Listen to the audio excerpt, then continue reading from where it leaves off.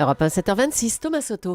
À 6 mois des municipales, 16 mois après son arrivée à l'Elysée, François Hollande atteint des sommets d'impopularité. On en a parlé, c'est presque devenu d'ailleurs un sujet de conversation devant les machines à café. Partout sauf à l'Elysée.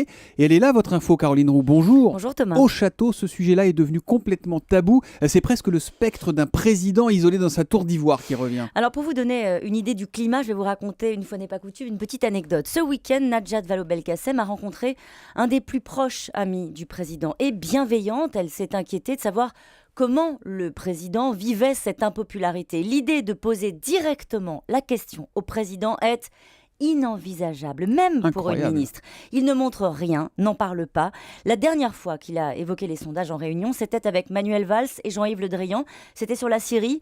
Là, le chef de l'État a expliqué qu'il ne voulait pas prendre en compte la mauvaise humeur du pays sur le sujet, réagir pour défendre ses valeurs sur les attaques chimiques plutôt que de chercher une embellie passagère dans l'opinion. Alors comme pour tout, François Hollande, il fait le dos rond et parie sur l'embellie. Que des ministres n'osent pas lui en parler. On a l'impression que c'est Hibernatus ou Goodbye Lénine, quoi. On lui fait croire que tout va bien en gros.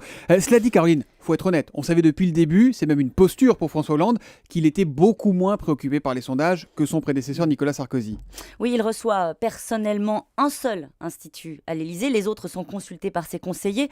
Comme vous le savez, François Hollande a souhaité mettre fin aux commandes de sondages via l'Élysée, mais du coup, le président s'est privé d'un outil bien utile pour cerner les raisons de la colère. Sur le dernier sondage IFOP, par exemple, qu'on a commenté, comme vous le disiez, à la machine à café, il y a ce que les chiffres publiés dans la presse disent et il y a ce qu'ils ne disent pas. Le verbatim des Français, vous savez, c'est ça, comment ça se passe comme ça dans les sondages. Il y a ce que lui reprochent les Français. Très haut dans les griefs. C'est des phrases qu'on reprend vraiment, qu'on écrit noir sur blanc. Très haut dans les griefs, sa méthode sur l'opération syrienne, mais aussi une complainte sur l'air de « occupez-vous plutôt des Français ». Il y a aussi ce dont les Français ne parlent pas, et en particulier son intervention à la télé sur TF1. Pas un mot.